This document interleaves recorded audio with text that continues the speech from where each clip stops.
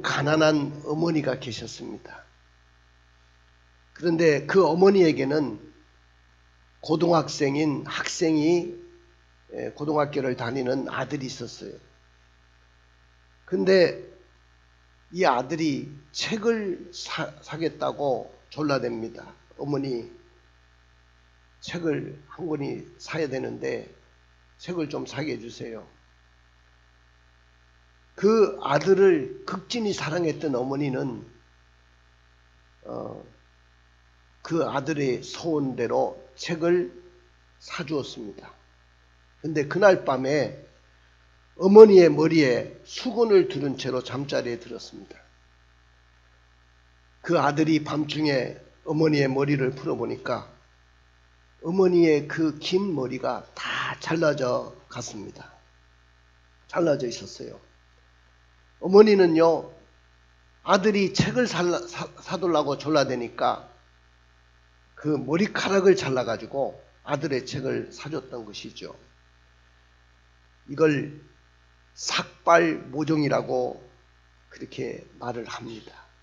그러면서 그 아들은 지금도 그 어머니를 생각하며 삭발모종에 대한 통곡을 하며 어머니를 그리워하고 생각을 합니다. 그리고 그 어머니의 사랑을 가슴에 품고 이 아들이 열심히 공부를 해서 대학도 졸업하고 대학원도 졸업하고 또 박사도 되고 훌륭한 목사님이 되셨어요. 그분이 누굽니까? 바로 할빈교회 김진홍 목사님이십니다. 그 유명한 목사님이시죠. 어머니에 대한 이야기예요. 그 어머님의 사랑은 환경을 초월합니다. 머리카락까지도 잘라서 팔아서 아들의 소원을 이루어주시는 그 어머님의 사랑은 얼마나 귀합니까? 그 어머니의 사랑도 귀한데 하나밖에 없는 독생자를 우리를 위해서 내어주기까지 사랑하신 그 하나님의 사랑은 얼마나 귀한지 모릅니다. 그 어머니에게 모종을 주시고 그 어머니에게 사랑을 주신 분이 누굽니까? 바로 독생자 예수 그리스도를 우리를 위해서 내어주기까지 사랑하신 그 하나님의 사랑이셨습니다. 여러분들, 죄 짓고는 못 산다는 말이 있어요. 왜 죄 짓고 못 사느냐 하면은 죄를 진 사람은 항상 죄책감에 시달리게 돼 있어요.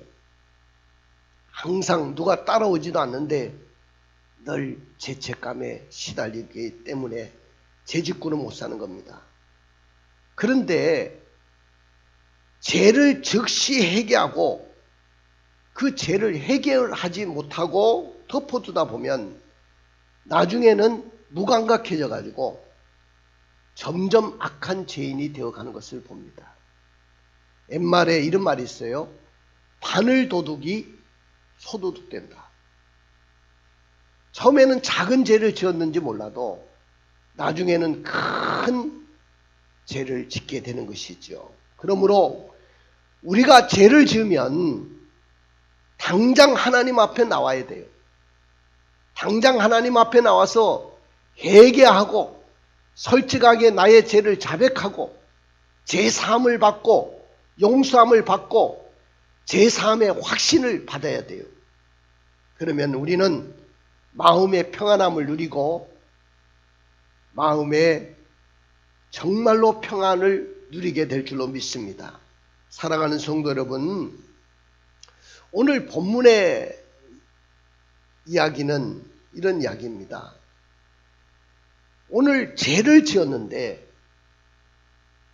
그 죄를 회개하지 않음으로 인해 가지고 하나님을 피해서 동산나무 밑에 숨었고 또 나중에는 하나님 앞에 큰 벌을 받은 우리 인류의 조상인 아담과 하와에 대한 이야기가 소개되어 있습니다. 여러분들, 아담과 하와는 개인적인 자격이 아닙니다. 개인적으로 죄를 지은 것이 아니에요. 그들은 인류의 대표자입니다. 인류를 대표해서 죄를 지었기 때문에 그분들의 범죄는 우리가 원하든 원하지 않든 우리 가운데 죄가 흘러오게 됐고, 그 죄로 말미암아 우리는 영원한 형벌의 자리에 처하게 되었던 것이죠. 아담과 하와는요, 하나님이 에덴 동산을 창설하시고 이 동산에 있는 모든 나무의 실과는, 이 동산에 있는 모든 것은 다 너에게 줄 것이고 네가 임의로 먹되 저 동산 중앙에 있는 선악을 알게 하는 나무의 실과만큼은 먹지 마라. 먹는 날에는 반드시 죽으리라. 그렇게 말씀을 했어요. 그런데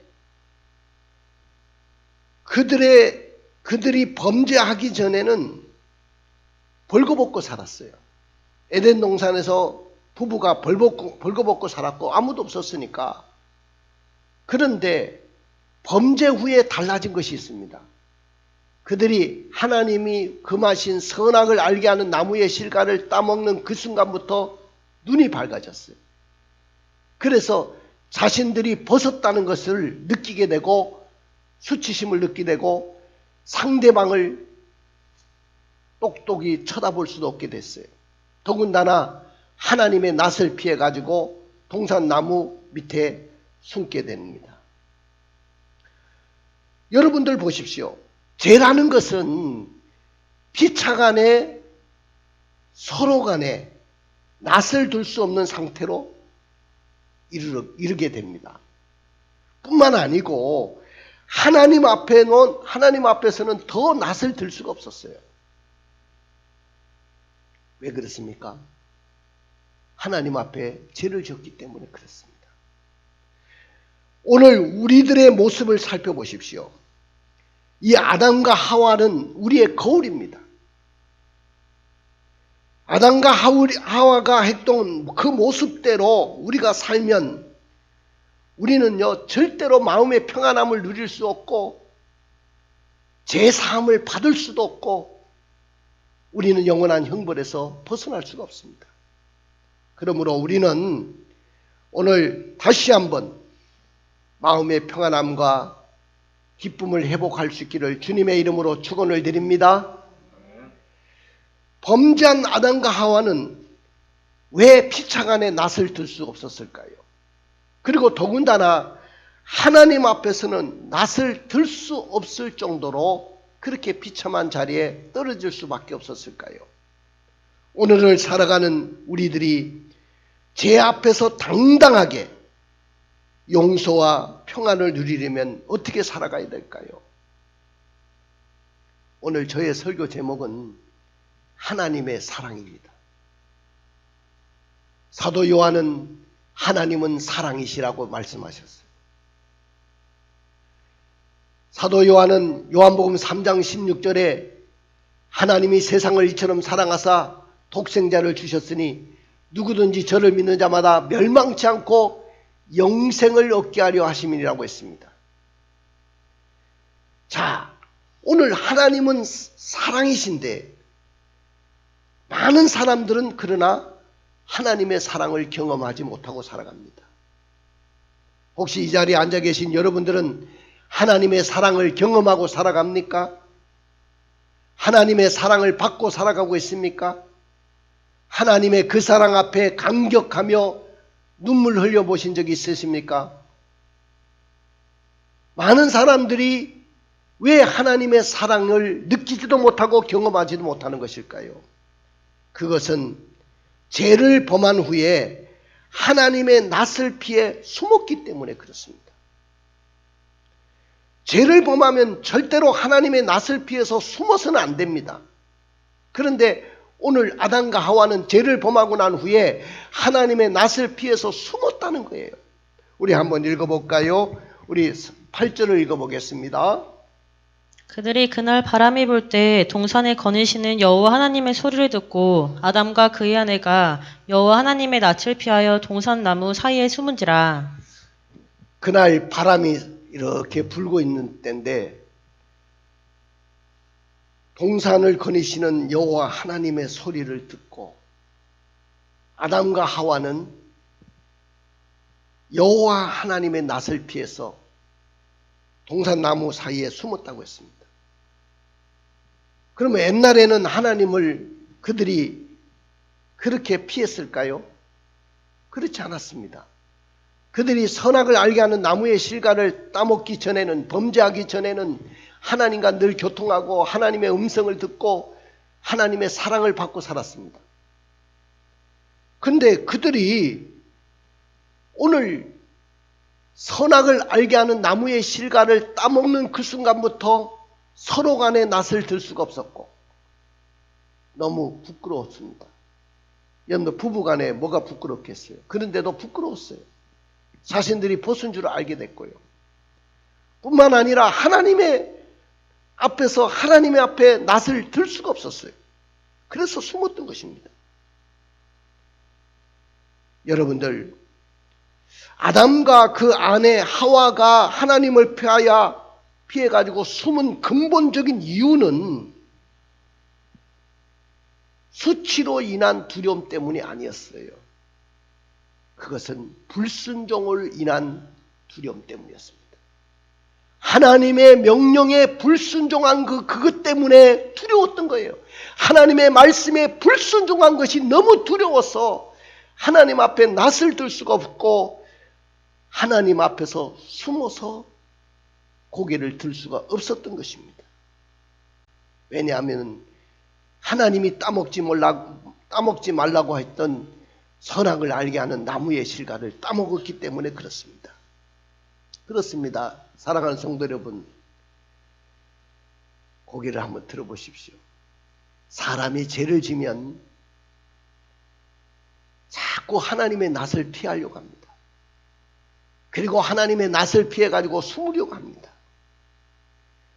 우리가 하나님의 사랑을 경험하지 못하는 이유가 그 하나님의 사랑은 너무 감격스럽고 하나님의 그 사랑은 너무 큰 사랑인데 그 하나님의 사랑을 내가 경험하지 못하는 이유는 내가 하나님의 낯을 피해서 숨기 때문에 그래요. 여러분들, 그러므로 우리가 죄를 지었다 할지라도 내가 하나님 앞에 범죄한 것이 있다 할지라도 천부여 의지 없어서 손들고 옵니다. 주님 나를 박대하시면 내가 어디 가겠습니까? 우리는 주님 앞에 두 손 들고 주 앞에 나와야 될 줄로 믿습니다. 믿으십니까? 그리고 하나님 앞에 내 죄를 자복하는 거예요. 그리고 하나님 앞에 내 죄를 통회하는 거예요. 그리고 하나님 앞에 회개하는 것입니다. 그러면 우리가 하나님이 죄의 용서를 해주시고 용서한 그 간격이 있는 사람은 하나님의 사랑을 다시 경험할 수 있는 것입니다. 두 번째는 왜 우리가 하나님의 사랑을 경험하지 못하는 것일까요? 죄를 변명하고 핑계대었기 때문에 그렇습니다. 오늘 아담의 모습을 한번 볼까요? 우리 12절을 읽어주실래요? 아담이 이르되 하나님이 주셔서 나와 함께 있게 하신 여자 그가 그 나무 열매를 내게 주므로 내가 먹었나이다. 사람이 죄를 지면 자꾸 변명하게 돼요. 솔직해야 되잖아요. 삼척 동자도 다 할 수 있는 일들을 저거 숨기고 있고 거짓말 한다는 것을 알고 있는데도 사람은 죄를 지면 자꾸 숨기려고 하고 변명하게 되고 이 핑계 저 핑계를 대게 됩니다. 오늘 하나님께서 오셔서 내가 내게 먹지 말라 명한 그 나무의 열매를 네가 먹었느냐고 물으셨어요. 그 말을 하신 이유는 변명해서는 안 된다. 변명의 여지를 남겨두시지 않기 위해서 그렇게 말씀하신 거예요. 마지막에 우리도 하나님 앞에 다 가서 하나님의 신문을 받게 될 거예요. 여러분들, 우리가 죄를 지면 판사 앞에 가서 신문을 받아요. 당신은 이렇게 범죄하고 이렇게 잘못했습니까? 죄를 인정하십니까? 마찬가지로 우리가 하나님 앞에 마지막에 가서 이렇게 신문을 받을 거예요. 당신은 이 세상에 살면서, 너는 이 세상에 살면서 이렇게 살아왔느냐? 신문을 받게 될 거예요. 그럴 때 우리가 솔직하게 죄를 고백해야 되거든요. 그 사람들은 죄를 지면 뭐부터 시작되냐면 변명부터 시작하는 거예요. 나는 그런 일이 없다. 그러나 증거 자료가 나오면 변명할 여지도 없는 거잖아요. 근데 계속해서 변명하고 핑계를 대는 것이죠. 자, 오늘 죄의 덫에 걸려버린 이 아담은 점점 변명의 수렁 속에 빠져들어갑니다. 자, 12절에 보니까 아담이 이르되 뭐라고 변명하냐면은 거기 한번 읽어봐요. 아담이 이르되 하나님이 주셔서 나와 함께 있게 하신 여자 그가 그 나무 열매를 내게 주므로 내가 먹었나이다. 거기 한번 띄어나 보세요.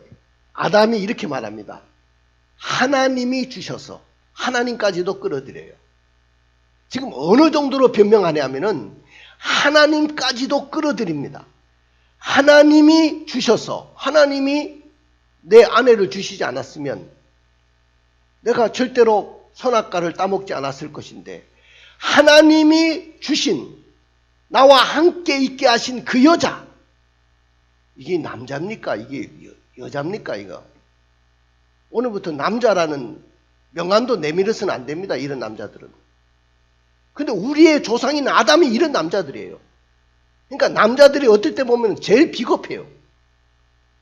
아니, 제 앞에서 우리가 당당하고 하나님 앞에 솔직해야 되는데, 하나님이 주셔서 나와 함께 있게 하신 여자, 그가 그 나무의 열매를 내게 줌으로 내가 먹었습니다.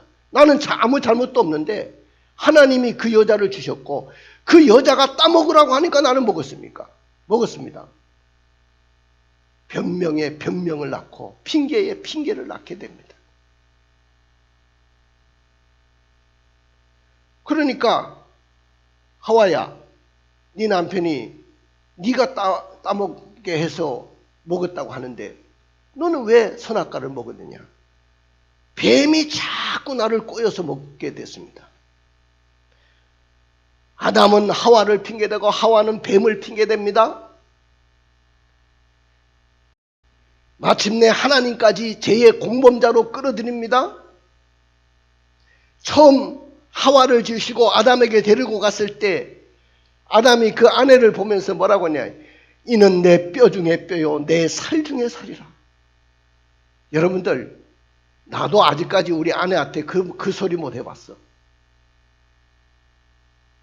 젊었을 때 이뻤지만은 이는 내 뼈 중에 뼈요 내 살 중에 살이라고 우리 아내에게 그렇게 말을 못 해봤어요.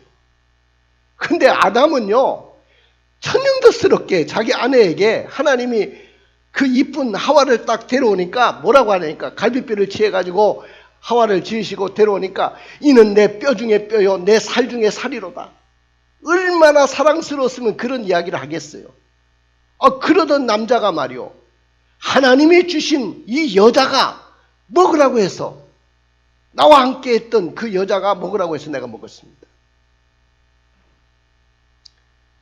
아담이 이 지경까지 아내에게 핑계를 대며 타락한 것은 모든 죄가 빚어낸 비참한 결과입니다. 죄라는 것은 이렇게 비참한 거예요. 이 죄라는 것은 인간과 인간 사이의 사랑의 관계까지도 파괴하고요, 적대시하게 만드는 거예요. 여러분들, 우리가 사람을 미워할 이유가 없어요. 어느 누구를 내가 왜 미워해야 됩니까? 그런데도 왜 미워하느냐 하면은 바로 죄라는 것이 끼어들어 왔기 때문에 서로 간에 이렇게 미움이 있는 거죠. 죄의 욕망이 들어오니까 서로 사랑하고 도와주어야 될 본래의 아름다운 마음은 다 사라지고 내가 살기 위해 남을 죽이는 그런 고발자들이 되고 맙니다. 아담은 자기가 살기 위해서 하와를 고발했어요. 하와 역시 자기가 살기 위해서 뱀을 죽음의 자리로 고발하는 자가 되고 맙니다. 이제 세상을 죽이는 자와 죽임을 당하는 자와 지배하는 자와 지배를 당하는 자로 나눠지게 됩니다. 여러분들, 죄에 대한 변명과 핑계는 자기 기만일 뿐 아니라 전지하신 하나님을 속이는 일입니다. 그래서 심각한 범죄라고 말할 수밖에 없어요. 사랑하는 성도 여러분, 오늘 우리가 극악무도한 아이들 유괴해서 살해한 그런 범인들도 있고, 요전에 보니까 그 스토커 해가지고 여기에서 말이요, 여기 화장실에 여자가 갔을 때 막 무참하게 여자를 칼로 찔러서 죽인 그 범인도 있어요. 그리고 가정을 파괴한 범죄자들도 있습니다. 그리고 지구촌에 전쟁을 일으켜가지고 수많은 인명의 피해, 선량한 시민들까지도 죽여버리는 그런 희생과 살인을 서슴지 않는 그런 사람들도 있습니다. 왜 그들이 이렇게 파멸의 길을 걷는 것일까요? 더욱이 기가 막힐 노릇은요, 그 반인륜적인 범죄를 저지르고도 법정 앞에 서면 다 뭐라고 하냐면은 다 남의 탓을 돌립니다. 남의 탓을 돌리지 않으면 세상 핑계를 댑니다. 세상을 내가 잘못 만나서 그렇다. 나는 부모를 잘못 만나서 그렇다. 그렇게 다른 사람에게 핑계를 대고 변명을 합니다. 그러니 어떻게 이런 사람들이 하나님의 사랑을 경험할 수 있을까요? 그렇습니다. 성도 여러분, 죄는 이처럼 인간과 인간 상호 간의 사랑과 신뢰관계를 여짐없이 파괴시키고 불신의 마음과 적대의 관계를 만들어버렸습니다. 더군다나 하나님의 사랑을 경험할 수 없는 그런 타락의 길을 걷게 되는 것을 봅니다. 오늘 이 하나님의 사랑을 경험하지 못하는 자의 심리 상태를 한번 추론해 보십시오. 하나님, 왜 선악을 알게 하는 나무의 실과를 만들어 놓으셨어요? 그리고 그것을 왜 먹었느냐고 물으시는지 난 도무지 이해가 안 돼요. 만들 때는 언제고 왜 그걸 먹었느냐고 물으십니까? 내가 먹고 싶어서 먹은 것이 아니고 하나님께서 주셔서 나와 함께하게 하신 그 여자로 인해서 내가 먹을 수밖에 없었잖아요. 하면서 죄의 덫에 걸려들어가지고 끝까지 변명과 핑계를 일삼으며 죄의 수렁에 깊이 빠져들게 되는 것을 봅니다. 그럼에도 불구하고 하나님의 사랑은 끝이 없습니다. 하나님의 사랑은 끝이 없는 사랑입니다. 인간은 이렇게 철저하게 죄를 지었고 변명하고 핑계를 대지만은 하나님의 사랑은 너무나도 끝이 없어요. 믿으십니까? 여러분들, 하나님의 사랑이 끝이 없기 때문에 여러분들과 저가 이 예배 자리에 나올 수 있는 거예요. 감히 어떻게 예배 자리에 나와서 하나님을 아버지라고 찾고 그분에게 도움을 청하고 은혜를 청할 수 있겠습니까? 하나님의 사랑은 너무나도 끝이 없습니다. 하나님은 우리들이 죄를 범했을지라도 솔직하게 죄를 고백하고 또한 회개해서 자유와 평화를 누리기를 원하시는 분입니다. 그 하나님은요, 죄지은 인생들에게 계속해서 자녀들에게 구원을 주시며 좋은 것을 주시려고 하시는 우리 아버지십니다. 할렐루야. 하나님은 우리가 어떠한 죄를 지었다 할지라도 죄를 고백하고 자백하기를 원하셔요. 하나님은 죄를 책망하시고 벌하시기도 하지만은 회개하는 자에게는 구원의 길도 열어놓으시고 용서의 길도 열어놓으시는 분이 우리 하나님이신 줄로 믿습니다. 나는 이 사랑을 느끼고 나서요, 얼마나 울었는지 몰라요. 여러분들 예수 믿고 울어보신 적이 있습니까? 어머니 돌아가시고 아버지 돌아가시고 아니면 내가 슬픈 일을 당해서는 하염없이 눈물을 흘렸는데 정말로 하나님의 사랑이 너무너무 감격스러워서 울어본 적이 있습니까? 저는 밤을 지새우면서 울어본 적이 있습니다. 나 같은 죄인을 이렇게 사랑하셨네요, 하나님. 이 사랑을 어떻게 갚을 수 있습니까? 저는 아무것도 드릴 것이 없어요. 저는 몸뚱아리가 하나밖에 없습니다. 이 몸 하나님 앞에 드리겠습니다. 그러고 저는 목회길을 걸어가게 됐던 거죠. 사랑하는 성도 여러분, 하나님은 범죄한 한 인간을 어떻게 사랑하셨습니까? 범죄한 인간을 찾아오셨어요. 자, 우리 9절을 읽어볼까요? 여호와 하나님이 아담을 부르시며 그에게 이르시되 내가 어디 있느냐? 범죄한 인간을 찾아오셔서 네가 어디 있느냐고 물으셨어요. 하나님 아담에게 물으신 것은 아담이 어디 있는지 몰라서 물으신 것이 아니에요. 하나님께서는 아담이 솔직하게 죄를 고백하고 회개하기를 원하셔서 물으셨던 거죠. 이 물음의 장소에서 물음이 아니라 장소를 물은 것이 아니고 아담과 하와 네가 어떤 처지에 있느냐는 그에 대한 물음이에요. 네가 지금 어떤 처지에 있느냐. 거기에 대해서 한번 대답을 해보거라. 죄는 하나님과 우리 사이를 갈라놓았다고 했어요. 죄 때문에 하나님과 우리는 멀어졌어요. 죄 때문에 하나님 앞에 다가갈 수도 없었어요. 죄 때문에 우리는 하나님의 사랑을 입을 수도 없었습니다. 여러분도 한번 읽어볼까요? 이사야 59장 2절을 읽어볼까요? 오직 너희 죄악이 너희와 너희 하나님 사이를 갈라놓았고 너희 죄가 그의 얼굴을 가리어서 너희에게서 듣지 않으시게 함이니라. 오직 너희의 죄악이 하나님과 너희 사이를 갈라놓았다고 했어요. 그리고 인간의 허물이 하나님이 주시려고 하는 좋은 것들을 다 가로막고 있습니다. 하나님은 우리에게 좋은 것을 주시려는 아버지예요. 아까 어머니가 머리를 잘라서라도 자식에게 좋은 것을 주려고 했던 것처럼 우리 하나님 그 사랑은 더 커요. 우리 어머니보다. 그런데 뭐 때문에 그런가요? 에레미야 5장 25절을 읽어볼까요? 너희의 허물이 이런 일들을 물리쳤고 너희 죄가 너희로부터 좋은 것을 막았느니라. 허물이 이런 것들을 물리치고 이것 때문에 하나님이 주시려는 좋은 것들을 다 막았다는 거예요. 그 다음에 두 번째는 죄에 대한 솔직한 고백과 철저한 해결을 기다리십니다. 하나님은. 자, 11절을 읽어볼까요?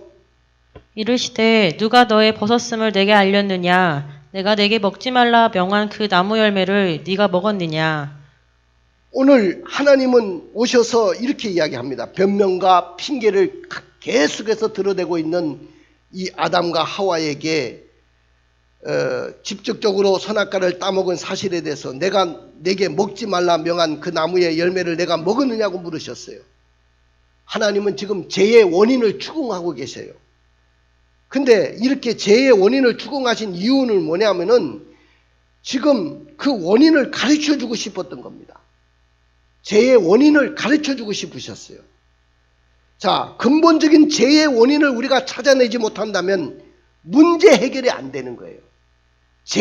왜 죄가 왔는지, 왜 죄를 지을 수밖에 없는지, 그거를 인정하지 않는 순간에는 모든 문제가 해결될 수가 없어요.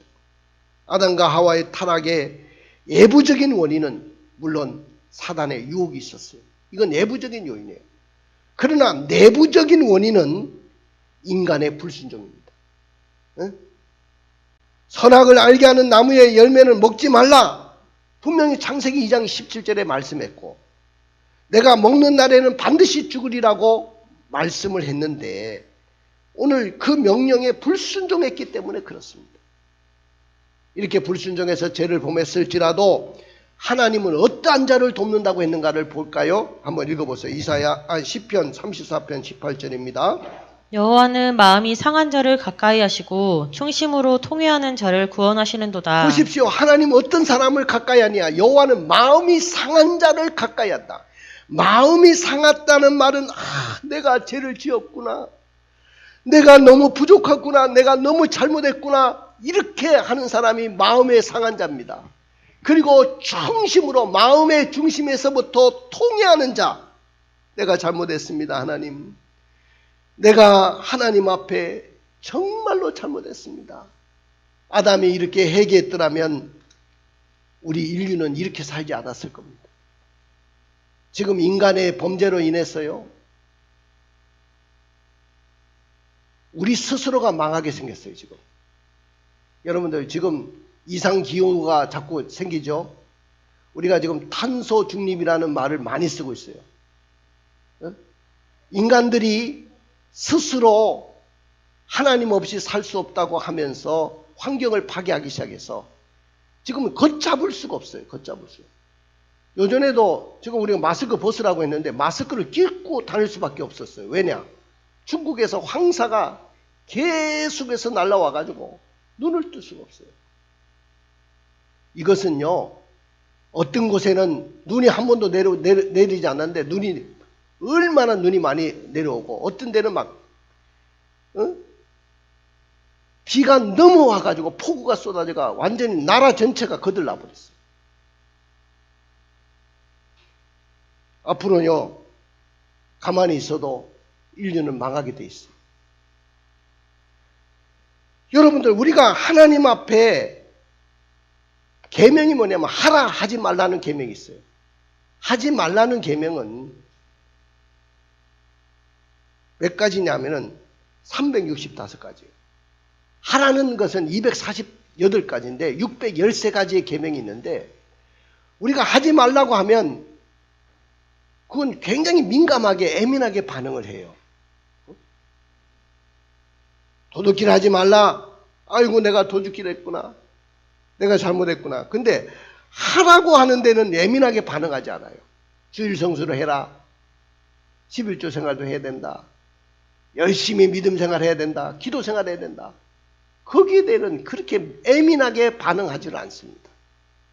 사랑하는 성도 여러분, 우리가 기도 생활을 하지 않으면 생활 속에 자꾸 삐그덕한 일들이 생겨나요.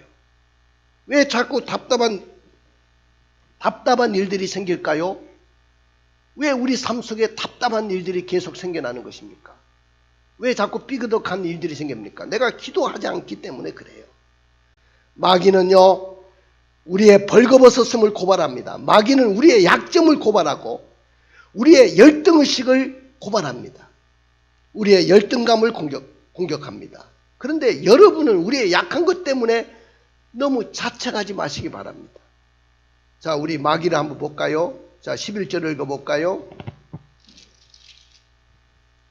이르시되 누가 너의 벗었음을 내게 알렸느냐? 내가 내게 먹지 오늘 말라. 하나님이 누가 너의 벗었음을 내게 알겠느냐? 바로 마귀입니다. 마귀는 우리의 약점을 공격합니다. 마귀는 우리의 열등의식을 공격합니다. 그런데 우리 모두에게는 약점이 있고 강점이 있어요. 약점은 자신이 약점으로 생각할 때 비로소 약점이 되는 거예요. 자신이 약점으로 생각하기 전까지는 결코 그것은 약점이 될 수가 없어요. 약점은 얼마든지 강점이 될 수가 있고 강점이 있는 사람도 약점 투성이가 될 수가 있는 거죠. 삼손은요, 강점이 있었습니다. 그러나 그 강점 때문에 결국 약점이 되었고요. 바울은 약했습니다. 근데 그 약점이 결국 강한 사람으로 바꿔놨습니다. 사랑하는 성도 여러분, 누구에게도 약점이 있어요. 중요한 것은 그 약점을 내가 인정하라는 거예요. 약점을 강점으로 전환시키라는 거예요. 할렐루야. 나의 약점을 인정하고 십자가의 사랑으로 채우라는 것입니다. 그러면 이길 수가 있어요. 그 다음에 마지막에 보니까 가죽옷을 지어 입히셨다고 그랬어요. 21절을 읽어볼까요? 여호와 하나님이 아담과 그의 아내를 위하여 가죽옷을 지어 입히시니라. 여기 보면 이하여라고 했어요. 누구를 위해서? 중간에 이하여라는 이 말을 볼 때 죄 지은 아담과 하와를 위해서 하나님은 특별한 옷을 지어 입히셨어요. 이건 특별한 사랑이에요. 자, 가죽옷을 입히려면 양을 죽여야 됩니다. 양이 죽을 때 피를 흘립니다. 그 피를 흘린 대가로 말미암아 가죽옷이 입혀진 거예요. 믿습니까? 이것은 앞으로 아담과 하와에게 입혀졌던 가죽옷은 뭘 이야기하냐면은 갈라디아서 3장 27절을 읽어볼까요? 누구든지 그리스도와 합하기 위하여 세례를 받은 자는 그리스도로 옷 입었느니라. 그리스도로 옷 입는 거와 같다는 거예요. 그 다음에 히브리서 9장 22절을 읽어볼까요? 율법을 따라 거의 모든 물건이 피로써 정결하게 되나니 피 흘림이 없은즉 사함이 없느니라. 그렇습니다. 율법을 따라 그의 모든 물건이 피로서 정결하게 되나니 피 흘림이 없이는 사함이 없어요. 결국은 오늘 가죽옷을 지어 입혔다는 것은 앞으로 세상 죄를 지고 가는 어린 양이신 예수님이 오셔서 우리의 모든 죄를 다 지시고 십자가에서 죽으실 것을 보여주신 거예요. 그 십자가의 사랑으로 저와 여러분들이 구원을 받은 줄로 믿습니다. 처음 아담이 인류의 대표자로 죄를 지었던 것처럼, 그래서 형벌을 받게 됐던 것처럼, 둘째 아담으로 대표자로 오신 분이 누구냐면은 예수님이셔요. 그 예수님은 우리가 받을 그 형벌을 대신해서 십자가에서 모든 형벌을 다 받으신 거예요. 우리 죄를 다 걸머지시고 죽으신 거예요. 그래서 그 예수를 믿을 때 하나님의 사랑을 경험하게 되는 거예요. 나는 여러분들이 이 예수를 마음속에 영접하기를 주의 이름으로 축원을 드립니다. 구원은 하나님의 사랑입니다. 따라해 봅시다. 구원은 하나님의 사랑입니다. 그렇습니다. 구원은 범죄한 인간을 찾아오시는 하나님의 사랑이에요. 구원은 범죄한 인간에게 대한 솔직한 고백과 철저한 해결을 기다리시는 하나님의 사랑이십니다. 구원은 범죄한 인간에게 가죽옷을 지어 입혀주신 하나님의 사랑입니다. 그러나 만일 우리가 이 하나님의 사랑이 없다고 한다면 죄로 말미암아 영원히 죄의 형벌을 받게 될 것입니다. 그러므로 구원은 하나님의 사랑입니다. 하나님의 사랑을 입은 자는 어떤 복을 받을 수밖에 없을까요? 용서하시고 힘주시는 하나님의 은혜를 받게 될 거예요. 또 구원의 은총을 주신 하나님을 찬양하며 날마다 감사하고 감격하게 그 사랑을 느끼면서 살아갈 것입니다. 눈을 감아 보십시오. 그리고 가슴에 손을 얹어 주십시오. 사랑하는 성도 여러분, 우리는 지금 어려운 시대를 살아가고 있어요. 우리는 어려움 속에 있습니다. 우리가 죄를 지었으면 솔직하게 핑계대지 말고 죄를 자백해라고 했어요. 역전의 주인공, 간증의 주인공이 되려고 하면은 하나님의 사랑을 받아야 돼요. 우리가 하나님의 사랑을 경험하려면 어떻게 살아야 될까요? 죄 많은 인간을 위해서 독생자 주신 그 하나님께 감사하고 살기로 결단하십시오. 내가 죄를 지었다고 한다면 감추지 말고 숨기기보다는 늘 하나님 앞에 나와서 회개하는 거예요. 솔직하게 내 죄를 자백하고 용서를 받아야 될 줄로 믿습니다. 그럴 때 하나님의 역사가 시작될 줄로 믿습니다.